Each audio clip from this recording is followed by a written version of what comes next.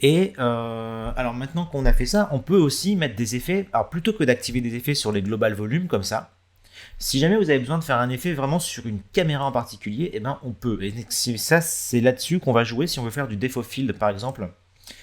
Mettons que plutôt que d'utiliser un volume ici dans un parent qui est activé et désactivé, je peux très bien aller sur ma caméra directement.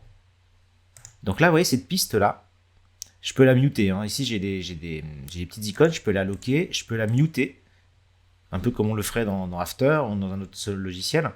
Donc ma piste, elle devient désactivée là. Donc ça veut dire qu'elle n'a plus d'effet sur l'activation, la désactivation de ce parent. Donc là, je vais le désactiver, voilà. Ok. D'accord. Alors, je peux mettre un effet du coup sur ma caméra directement. Si je sélectionne ici ma caméra virtuelle, je peux aller ici sur la droite, dans les extensions de ma caméra, rajouter un Cinemachine Volume Settings. Et là, ça me permet de rajouter un petit profil encore, toujours un volume profil, hein, avec des overrides aussi. Donc c'est encore une deuxième possibilité pour rajouter un deuxième endroit où on peut rajouter des volumes FX.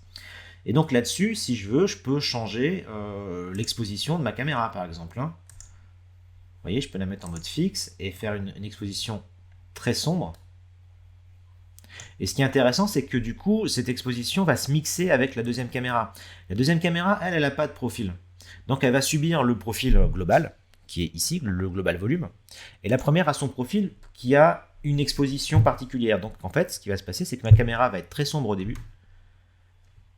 Et à la fin de mon mouvement, on éclaircit la luminosité. Vous voyez, donc on peut faire des transitions d'un effet vers un autre, comme ça. Je peux avoir une teinte différente, voilà. Ça peut être intéressant d'ailleurs, là, sur cette deuxième caméra, la caméra 4, de me mettre un Cinemachine Volume Settings avec un nouveau profil, et sur ce nouveau profil, je vais mettre un effet de quoi, de post-process, avec une ambiance différente, donc pourquoi pas un split toning, tiens, pour changer, donc shadow, highlight, balance, et les shadows, un peu comme ça,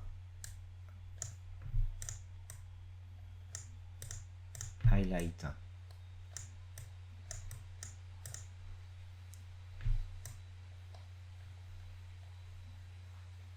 voilà, ça fait une ambiance très particulière,